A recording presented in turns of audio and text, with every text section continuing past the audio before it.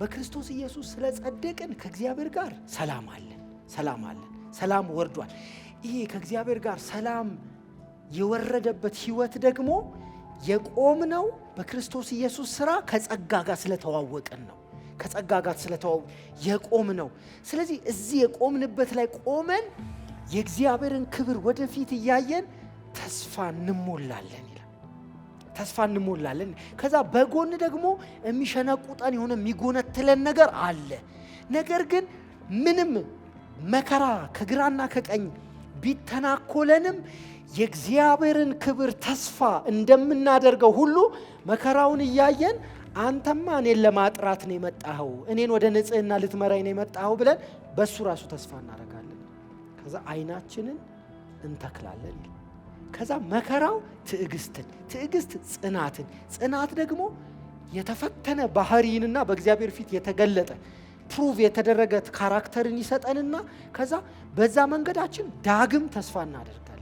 ይሄ ተስፋ ደግሞ የምንመካበት ቦስት የምናደርግበት በቆምንበት ጸጋ እርግጠኛ የምንሆንበት የተረጋገጠ ተስፋ ነው። ይሄ ተስፋ ደግሞ እፍረትም የለበትም፣ የሚያሳፍር አይደለም ይላል። ለምን? እግዚአብሔር በሰጠን በመንፈስ ቅዱስ መውደዱን ፍቅሩን እስከ ጥግ እኛን መቀበሉን ስለገለጠ በልባችን ስላፈሰሰ በዚህ ምክንያት ተስፋው በፍጹም አያሳፍርም። ምክንያቱም በሰጠን በመንፈስ ቅዱስ አድርጎ ፍቅሩን በልባችን አፍስሷል ይላል።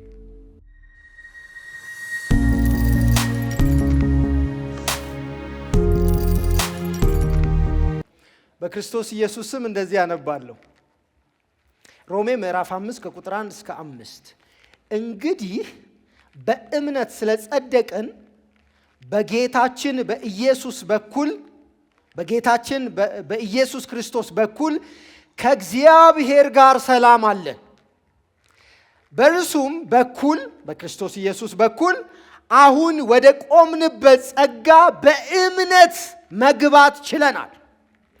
የእግዚአብሔርንም ክብር ተስፋ በማድረግ ሐሴት እናደርጋለን። ደግሞ በዚህ ብቻ ሳይሆን በመከራችንም ሐሴት እናደርጋለን።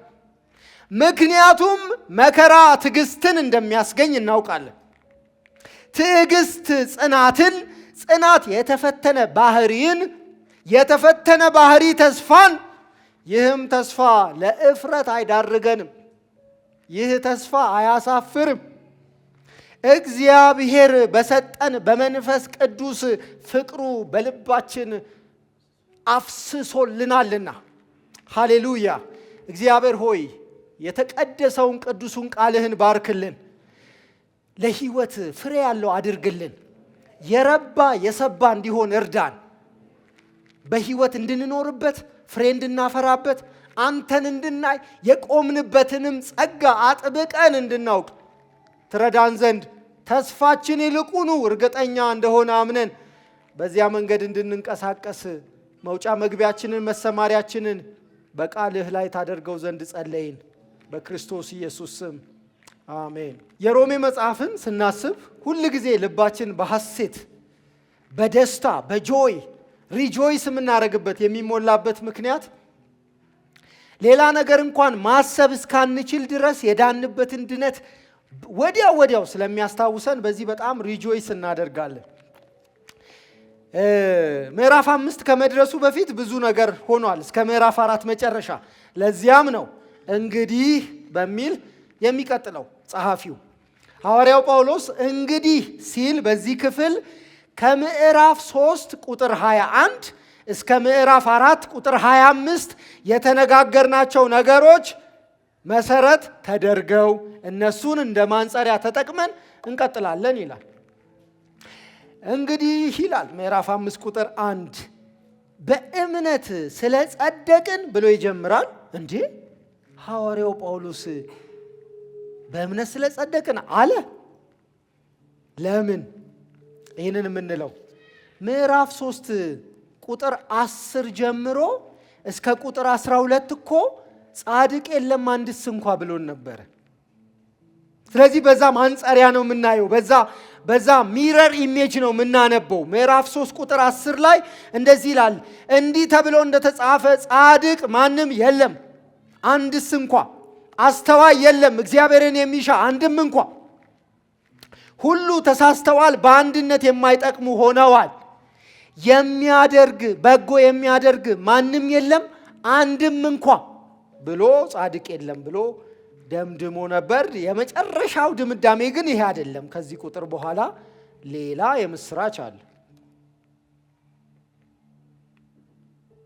ቁጥር 24 ላይ በኢየሱስ ክርስቶስ በሆነው ቤዛነት እንዲያው በጸጋ ጸድቀዋል። ከነሱ አይደለም። ከነሱ ቢሆንማ ቀጥሎ እናያለን፣ እነርሱ ለመዳን የሚያበቃ ለመትረፍ የሚያበቃ ወደ እግዚአብሔር መንግሥት ለመግባት የሚያበቃ አንዳች እንኳ መስፈርት አልነበራቸውም ከደጉ ከእግዚአብሔር ምሕረት በቀር። በክርስቶስ ኢየሱስ ከተሰራውም ሥራ በስተቀር አንዳች በእግዚአብሔር ፊት የሚያቆማቸው ነገር የለም ይለናል። ከዚያ ደግሞ እንግዲህ በእምነት ስለጸደቅን በጌታችን በኢየሱስ ክርስቶስ በኩል ከእግዚአብሔር ጋር ሰላም አለን። ከእግዚአብሔር ጋር ሰላም አለን።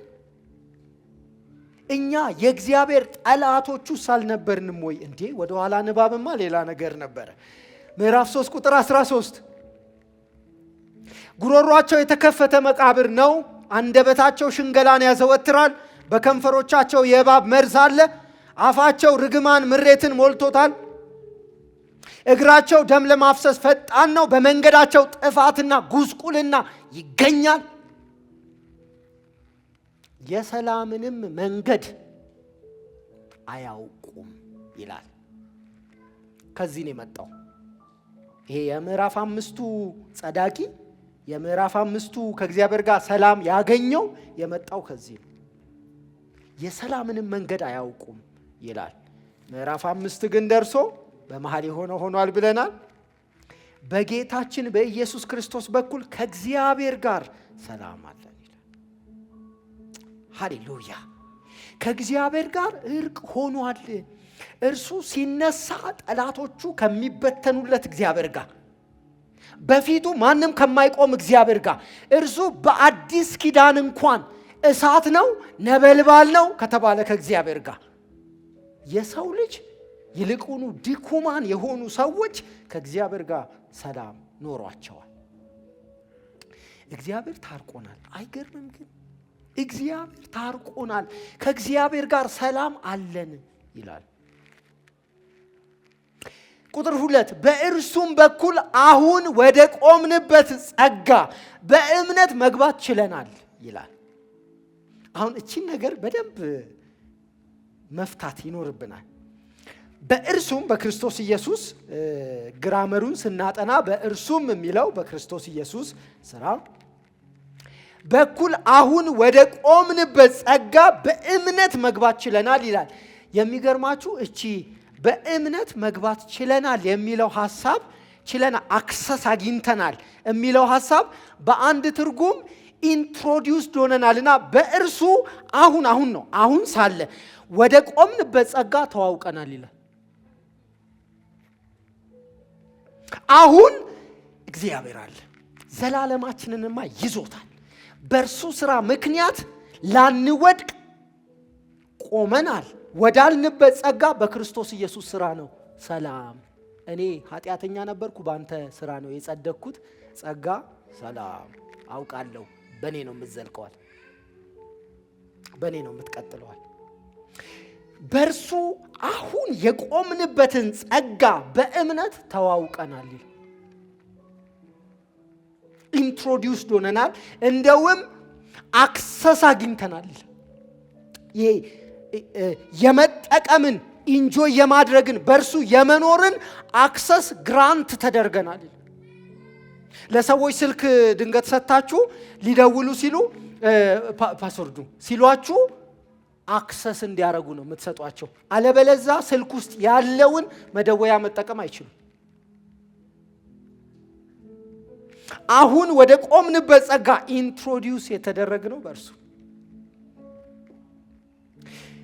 እንዴ በእርሱ በኩል አሁን ወደ ቆምንበት ጸጋ በእምነት መግባት ችለናል የሚለው እኮ እግዚአብሔር ይመስገን የሚያስብለን እኮ በእግዚአብሔር ፊት እኮ ሁሉ ኃጢአተኛ ሆነው ተከሰው ከእግዚአብሔር ክብር ምን ብለዋል ብለናል? ቀድሞ ኤግዛክትሊ ጎለዋል ብለናል እኮ። አይሁድ የለ አሕዛብ የለ ሁሉ ኃጢአትን ሰርቷል ከእግዚአብሔርም ክብር ጎሏል ብለን ነበር እኮ። በክርስቶስ ኢየሱስ ሥራ ግን ከጎደልንበት ክብር ወደምንጠብቀው የክብር ሙላት አተኩረን ወደምናይበት ወደዛ ህይወት መተናል። ክብር ለመድኃኔዓለም ይሁን።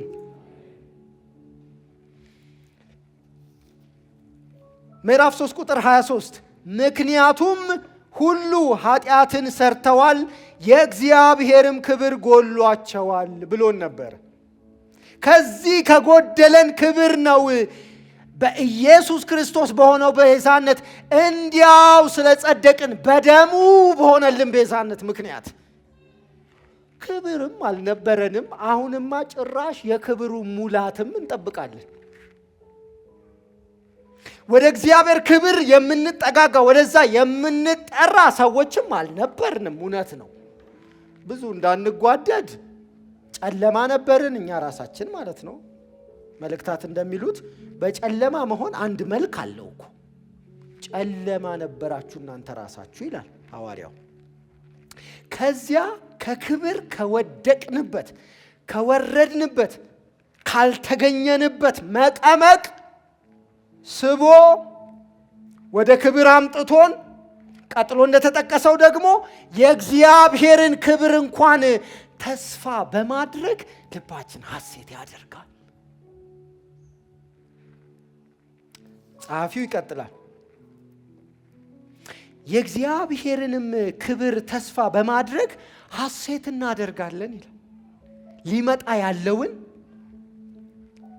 ሊገለጥ ያለውን የእግዚአብሔርን ሙሉ ክብር ልናገኝ ወደፊት እያማተርን በዚያ ተስፋ ሐሴት እናደርጋለን ይላል። ደስ እንሰኛለን ይላል። ተመስገን እያልን እንጓደዳለን። ልባችን እንደውም በእንግሊዘኛ ትርጉሙ ቦስት ያደርጋል። ፉል ኦፍ ክብር ይሰማዋል ይላል።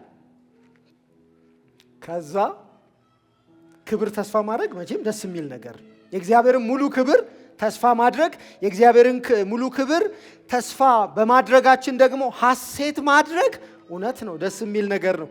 ቀጥሎ በተመሳሳይ ሁኔታ ግን ሐሴት እናደርጋለን የተባለበትን ኢለመንት እዩ። የእግዚአብሔርንም ክብር ተስፋ በማድረግ ሐሴት እናደርጋለን ይላል። ዋው ስንል ቀጥሎ ከዚህ ብቻ አይደለም፣ በዚህ ብቻ አይደለም፣ በመከራችንም ሐሴት እናደርጋለን። እንዴት አቀራርቦ እንዳመጣው ታያላችሁ ሐዋርያው። በእግዚአብሔር ክብር ተስፋ ማድረግ፣ በዛ ሐሴት ማድረግ፣ መሞላት፣ ይሄ በጣም የሚገርም ነው፣ ፕሪቪሌጅ ነው፣ የምንደነቅበትም ነው። ውስጣችን ሐሴት ያደርጋል። ነፍሴ ተስፋ ያደረገች እያልን ነበር ቅድም ስንዘምር። ምትውልብህ ምታድርብህ ሕያው ተስፋዬ እንላለን። ነገር አሁን በማስበው መንገድ አያልቅም፣ አይጠናቀቅም። እርግጠኛ ነኝ አሁን የሰጠኝን የቆምኩበትንም ጸጋ እያየሁኝ በሚጠናቀቀው በእግዚአብሔር ክብር በተሞላበት ሕይወቴ ሐሴት አደርጋለሁ እንላለን። ከዚያ ይህ ብቻ አይደለም እንላለን። ይህ ብቻ አይደለም፣ በመንገድ ሲሄድ ሁሉ አልጋ ባልጋ አይደለም። መከራ አለ፣ መጓተት አለ፣ ብዙ መሰቃየት አለ፣ መሳሳብ አለ። ሰዎች ይጎዱኛል፣ ሁኔታ ይጎዳኛል፣ ወጣለሁ፣ ገባለሁ፣ በብዙ መከራ ውስጥ አልፋለሁ። በዚህ ሁሉ ውስጥ የእግዚአብሔርን ክብር ተስፋ እያሰብኩኝ ብቻ አይደለም ልቤ በሐሴት የሚሞላው ይላል ሐዋርያው፣ በመከራም ጭምር ሐሴት አደርጋለሁ ይላል። ሁለቱን አብሮ ማስኬድ በጣም ፔንፉል ነው። እንደው ክብር ነው ተስፋ እናድርገው ቢባል እንኳን ምክንያት አለን። ሰው እንዴት በመከራ ተስፋ ያደርጋል? እቺን በግሪኮ ሮማን ዓለም ማንጸሪያነት ሬፈረንስነት እንደ ሚረር ኢሜጅ መጠቀምና ማንበብ ይኖርብናል። ለምንድን ነው እንደዛ የሚኖርብን? በወቅቱ በነበረው ዓለም እስከ ቅርብ ጊዜ በእኛም ዓለም መከራ ከእግዚአብሔር ቅጣት ጋር የተያያዘ አንደምታ አለው። አንድ ሰው በመከራ ውስጥ ሲያልፍ ይሄ እግዚአብሔር ተጣልቶታል ይላል ሰው። ስለዚህ ሐዋርያው ጳውሎስ እያጠራ ነው። ኖ እያወራን ያለነው መከራ በአንድ ምክንያት ስለሚመጣ መከራ ነው። እሱም ከእምነታችን የሆነ ኢምፒውሪቲ ለማስወገድ ስለሚመጣው መከራ ነው ማወራው ይላል። በህይወታችን ስለሚመጣው እግዚአብሔራዊ ያልሆነውን ነገር የእግዚአብሔር መንግስት ቫልዩ ያልሆነውን ነገር ስለሚያስወግድልንና ስለሚያጠራልን መከራ ነው ማወራው ይላል። ለምን? መከራው አልቲሜት ግቡ እኛ መግደል አይደለም። ለምንድን ነው የምናውቀው? ይሄንን የምናውቀው መከራ ትዕግስትን እንዲያደርግ ይልና መከራ ብቻ ሆኖ አይቀርም በእኛ ዘንድ። ከመከራ ውስጥ የምንወጣ ነን። ከመከራ ውስጥ የምንወጣ ብቻ አይደለንም። ከመከራው ጋር አያይዘን የምንሰጠው የማንፈልገው ጉዳይ አለን። ለመከራው ሰተነው ነው እንደው የምንሄደው። ፈንድሻ አለች እንዳሉት ማለት ነው። እንዴት ነው እንደዚህ ፍንድቅድቅ ብለሽ አበባ የሆንሽው ሲሏት ያቺን እሳት ተቋቁመን ነዋ እንዳለችው ነው።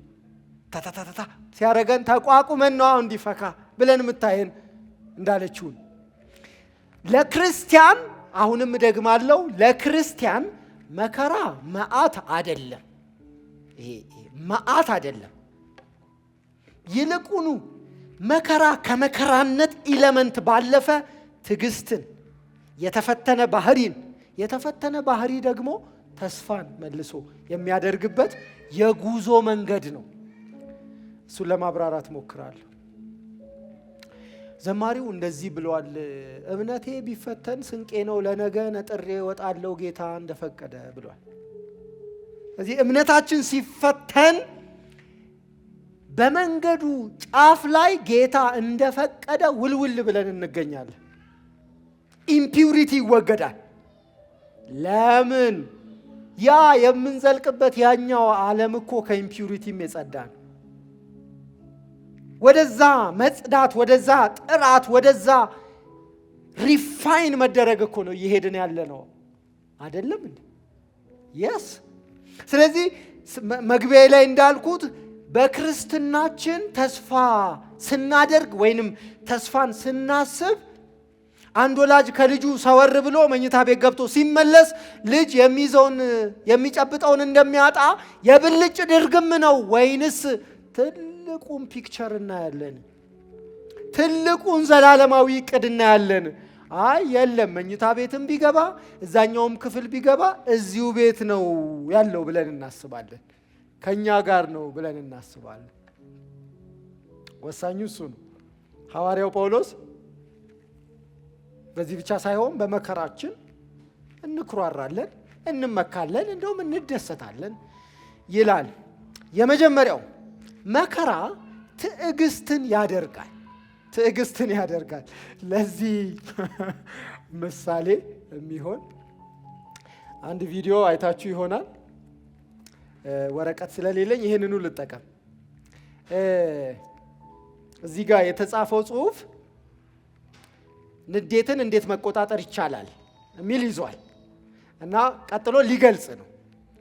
እንትን አድርግ ሊል እና ሲል አልገለጻለሁ አለ፣ ሞከረ አለ። መጨረሻ ላይ ወረቀቱን ራሱ ድርግም አድርጎ ጣለው ማለት ነው። ንዴትን ስለመቆጣጠር ሊነግረን የፈለገው እንዲየገለጸ ቢለው እንትን አለው። ከዛ ወረድ ብለን እንዳነበብ ነው የተፈተነ ባህሪ ጋር ስላልደረሰ ሲለው እሱ ራሱ ለማስረዳት በቂ አይደለም። ስለ ገና ነው እንትን ላይ ንዴት ላይ መቆጣጠር ላይ ለማስረዳት ገና ቢለው አልገለጽ አለው። ወረቀቱን ምንድነው ያን የያዘውን ነገር ሁሉ ድብልቅልቁን አወጣው። መከራ ምንድን ነው የሚያደርገው? መከራ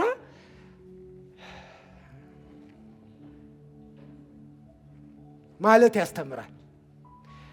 ብው ማለት ለሁሉ ነገር እንደማያዋጣ እንረዳለን። እኔ በጣም ልጅ ነበርኩ የዛን ጊዜ ባደኩበት ቤተክርስቲያን ነበርኩኝ። አንዲት ልጅ ግን ጓደኛዬ አብሮ አደጌ የሚሄድበት የሚያመልክበት ቸርች የምታመልክ ልጅ አለችና ፊት ለፊት አካባቢ ነው የምትቀመጠው ወደ አንዱ ጥግ እና ሁሉ ጊዜ መዝሙር ገና ለምሳሌ ሙዚቃ መሳሪያ የሚጫወተው ሰው ልክ አሁን የሚያወጣውን ድምፅ እንዲህ ለስለስ ሲያደርግ ትቆማለች። ምንም ይሁን ትቆማለች፣ እጇን ትዘረጋለች። የአምልኮ መልክ አላት። ድንቅ ናት ይህችታችን። ከዛ ሚኒስትሪ ወደቀች አሉ።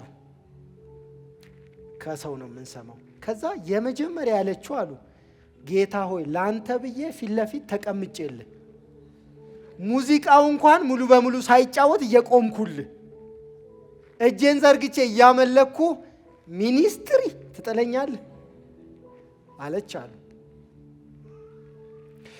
ሰዎች በመከራ ውስጥ ተስፋ ማድረግን መማር የተመደበላቸው ነው። ትዕግስት ደግሞ ወደዛ የሚመራው መንገድ ነው። መታገስ። አይ የለም እግዚአብሔርማ ሌላ እቅድ አለው ወይ ደግሞ እኔም ማላቀው የሆነ መንገድ አለ። እርግጠኛ ላልሆኑ ነገሮች ቦታ መልቀቅ ማለት ነው። እርግጠኛ ላልሆንባቸው ነገሮች ቦታ መተው ማለት ነው። እኛ ወላጆቻችን ሲያሳድጉን ምንድን ነው የሚሉት? እኛ እኮ ኤክስፖዝድ የሆንበትን እኮ የመጽሐፍ ቅዱስ ንባባት እኮ እነሱ አልነበራቸውም። ግን ምን ይላሉ? በዚህ በዛ ዝግትግት ብሎ ጭንቅ ስንል ተው እግዚአብሔር አለ ይላል። ይሄ ትውልድ ለዛ ኮንቪኒየንስ መተው አይፈልግም። አለ ግን እንትኑን ብትሞክረው በእንትኑ በኩል ብትሄድ ይላል። ግን እግዚአብሔር አለ።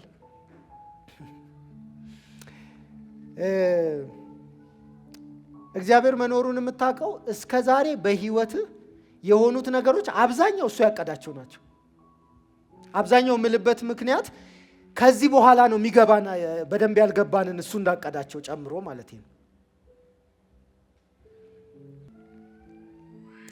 እግዚአብሔር በምናልፍበት መከራ ውስጥ የትዕግስት ኳሊቲያችንን እንዳንጥል ሊያነቃን ይወዳል። የዕብራውያን ሰዎች እንደዚህ ሆኑ እኮ በአዲስ ኪዳን እርግጠኛ አይደለሁም እንደነሱ የተመሰከረላቸው ሰዎች መኖሩን። ስለ ቅዱሳን የደከማችሁትን ድካም፣ የወጣችሁትን የወረዳችሁትን መውረድ እንደዛ ኤግዞስት አርጋችሁ ገንዘባችሁን፣ ኃይላችሁን፣ ሁለንተናችሁን መስጠታችሁን እግዚአብሔር ይረሳ ዘንድ በፍጹም አመፀኛ አይደለም ተብሎላቸዋል። ስለዚህ እነዚህ ሰዎች በጣም አገልጋዮች፣ በእግዚአብሔር መንግስት ውስጥ የእግዚአብሔርን ስራ የሚሰሩ ሰዎች ነበሩ። ከዛ መከራ በግራ በቀኝ ከምዕራፍ 10 ጀምሮ በግራ በቀኝ ሲያጣድፋቸው አንዳንዶቹ ጊቭ አፕ ስላረጉ ኳሊቲያቸውን ይሰርቅባቸው ጀመር።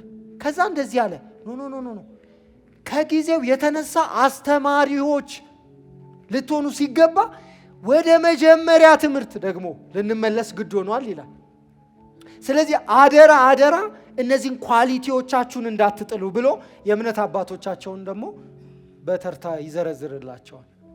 ስለዚህ የመከራ አንዱ ትልቁ ውለታ ከተባለ እኛን ትዕግስተኛ አድርጎን ነው የሚሄደው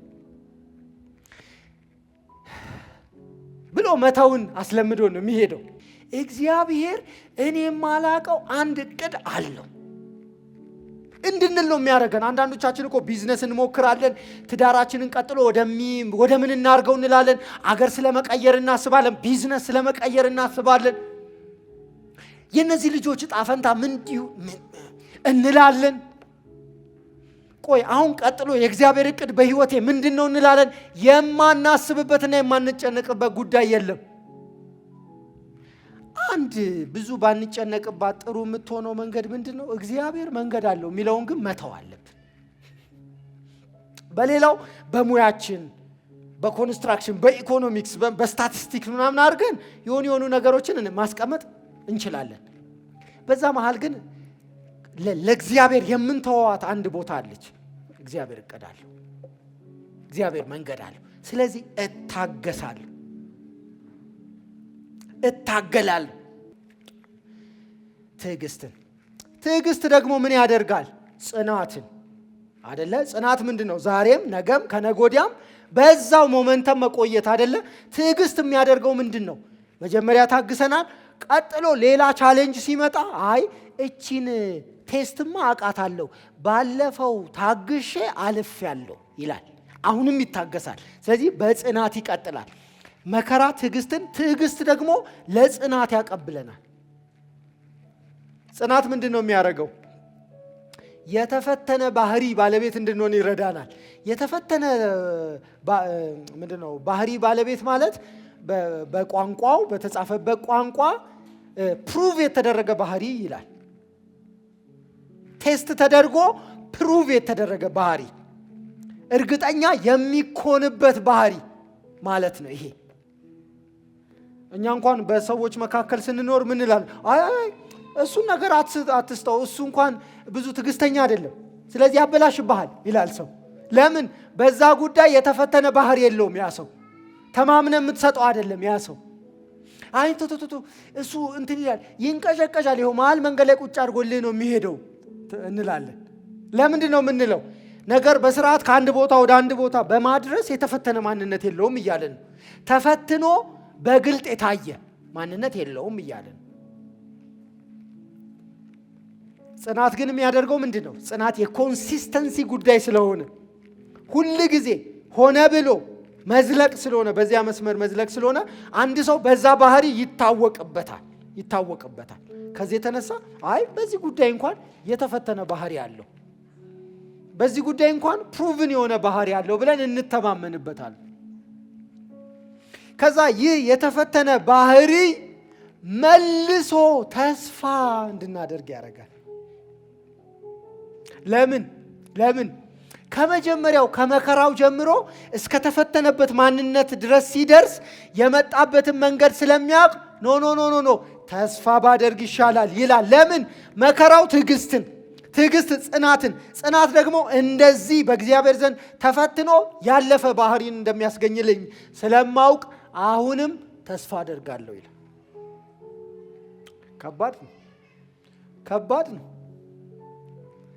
ከባድ ነው እየሆነ ያለው ነገር፣ ከባድ ነው፣ ቀላል አይደለም። ከላይ የጠቀስነው የቆምንበት የእግዚአብሔር ጸጋ ካረዳን በስተቀር ከባድ ነው።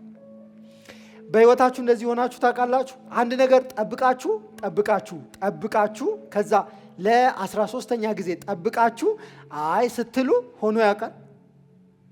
ዞር ስትሉ ሆኗል። በሕይወታችን እንደዚህ ነው የምንሆነው። እንጠብቅና አንዳንዶቻችን መጠበቅ ስንማር ነው የምንሄደው። ልክ መጠበቅ ስንማር ውልቅ ብለናል ማለት ሳንችል ጠብቀናል እኮ። መጠበቅ ሳንችል ጠብቀናል። ልክ ስንችለው ነው። የጎን ያለውን ሰው ሳትረብሹት እስቲ ሁላችሁም ቴክ ኤ ዲፕ ብሬዝ እና እግዚአብሔር ሆይ ብዬ እንድጠብቅህ እርዳኝ በሉ። ጎ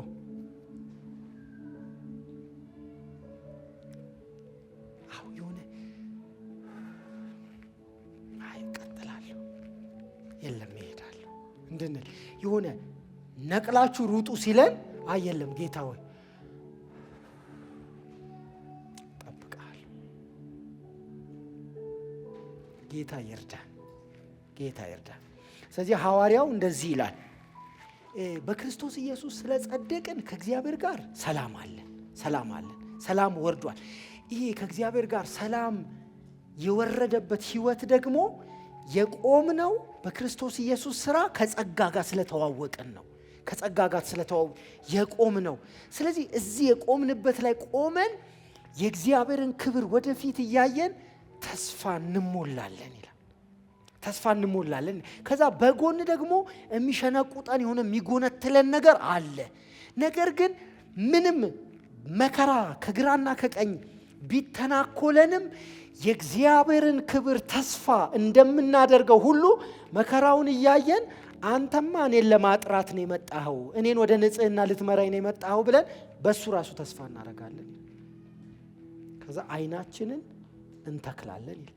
ከዛ መከራው ትዕግስትን፣ ትዕግስት ጽናትን፣ ጽናት ደግሞ የተፈተነ ባህሪንና በእግዚአብሔር ፊት የተገለጠ ፕሩቭ የተደረገ ካራክተርን ይሰጠንና ከዛ በዛ መንገዳችን ዳግም ተስፋ እናደርጋለን።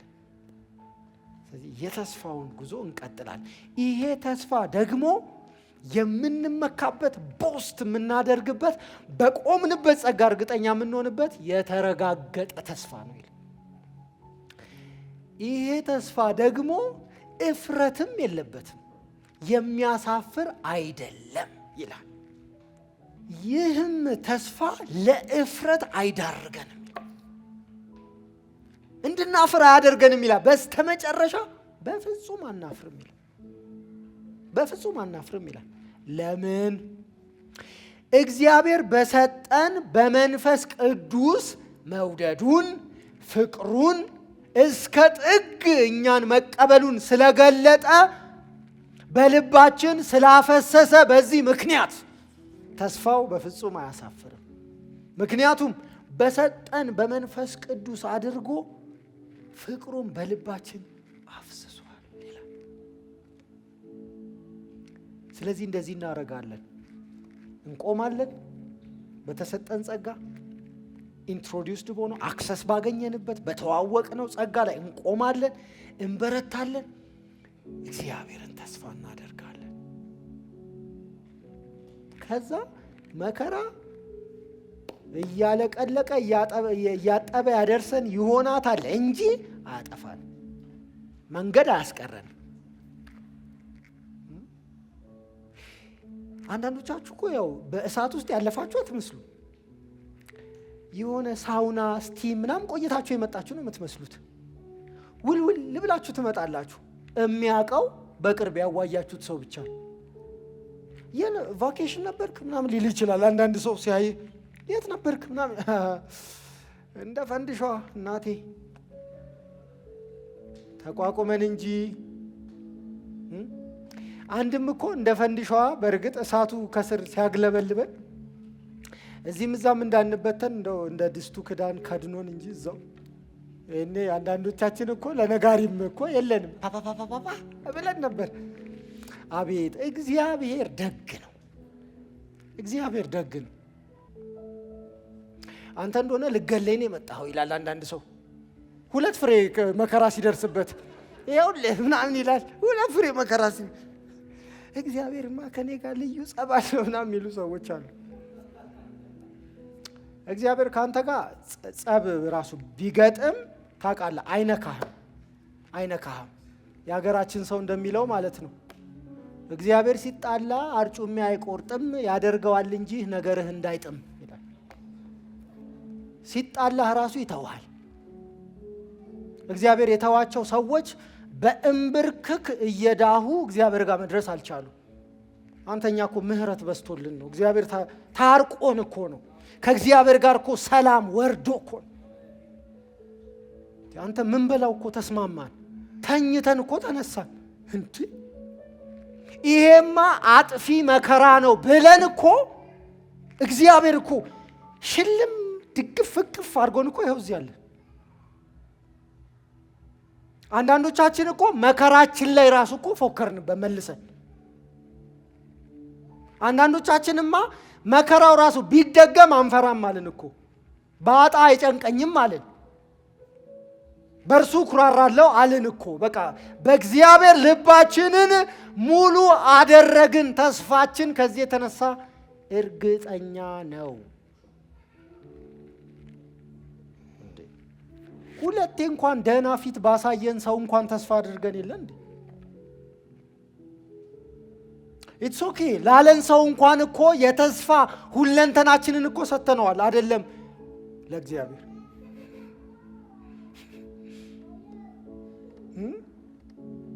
በዚህ ያሉ እኮ አያቶች ምስክር ናቸው። እግዚአብሔር እንዴት ዘመናቸውን ይዞ ተሸክሟቸው የልጅ ልጅ እንዳዩ እነሱ ይነግሯቸዋል። እንዴት እግዚአብሔር ታማኝ እንደሆነ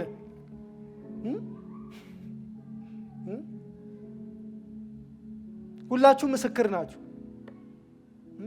ጆሺ አይደለም የእግዚአብሔርን ታማኝነት አላየንም በቁማችን? ቆመን አላየንም? አይተናል እኮ የሚመጣው እንኳን ቢገለን የምንሰበሰበው እሱ ጋር አይደለም እንዴ? ሌላውን ቀርቶ እንዴ ሞቶይ መውጊያ የታል አልን እኮ። ሲኦሎይ ድል መንሳት የታል?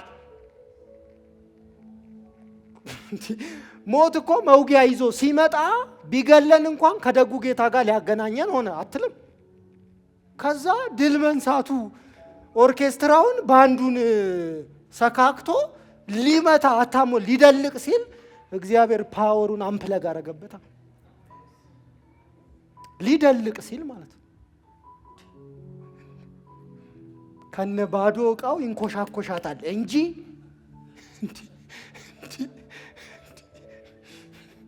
እኛ እኮ ሞትን ፊት ለፊት እያየን መውጊያ የታል ሲኦሎይ ድል መንሳት የታል ብለናል። በዚህ ልክ እንጓደዳለን ነው ማጫውት፣ እንኮራለን ነው ማጫውት።